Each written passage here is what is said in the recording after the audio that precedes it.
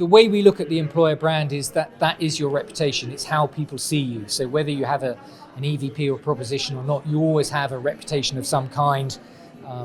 And essentially, if you define your employer brand as how you're seen, the EVP can very simply also be defined as how you would like to be seen. So it's your recipe, if you like. It's the set of ideas that you want people to associate with you as an employer. What makes a good employee value proposition? First thing is it needs to be authentic, needs to be credible. You often get with recruitment advertising, big claims about, how wonderful it is going to be working for a company. The EVP, I think, grounds things a little bit and is hopefully much more rooted in the actual employee experience. So it's designed to be something that really reflects the true culture that will be recognized by employees. It can also include some aspirations, that's fine, but aspirations that are very much backed up by leadership commitment and HR priorities, moving forwards.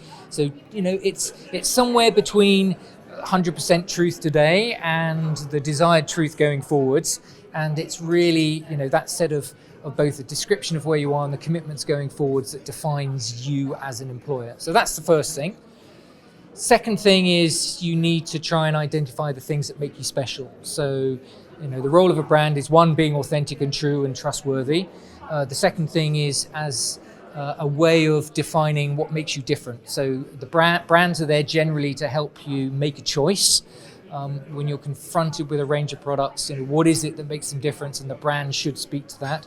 And it's exactly the same with an employer brand. So even though every employer in some respects is competing with others and they're talking about very similar things, you have to find the kind of X factor, you have to find the points of difference that clarify what makes you a better choice than maybe some of your other talent competitors. So how do you measure effectiveness? How do you measure if you as an organization have a strong employer brand? Well, of course, you need to, on two levels. One, work out whether you're cutting through. So awareness, consideration and preference is something that Universum measures. So obviously you want the right people to be aware of you. You want the right people to potentially consider you as a relevant potential employer. But crucially, you want desire. You want people to choose you as an ideal preference. The second thing, though, is to make sure that you're also getting your messages across. So one thing is to know that you're a great employer.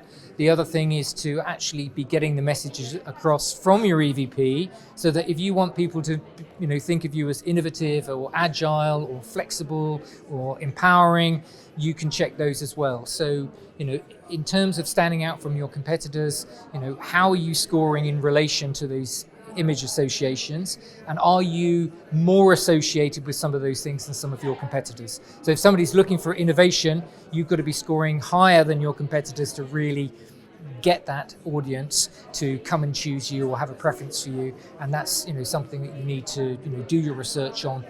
What was the business impact of having a strong employee brand? Where do you see that return? There are several actually. Externally, you're seeing the impact hopefully through a lower cost per hire, because if you have a strong reputation, it means, frankly speaking, you don't have to spend quite as much in terms of your media advertising to attract people. If people already know you, they're more likely to pay attention to your advertising, to your job adverts, whether it's on job boards or in the media, and therefore the investment up front is going to open the door for a lot more of that attention to come through to you. Second thing is, and really important, is getting the targeting right. So the big translation generally is getting the right people to apply, and sometimes the wrong people not to apply.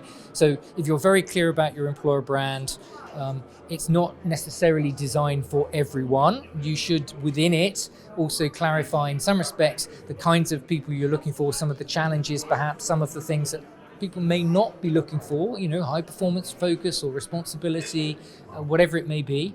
And so Ideally, that translates then to a more efficient recruitment funnel. You're getting fewer people at the top end, you're having to reject fewer people, you're getting more of the people you're looking for, and ultimately a better quality of hire.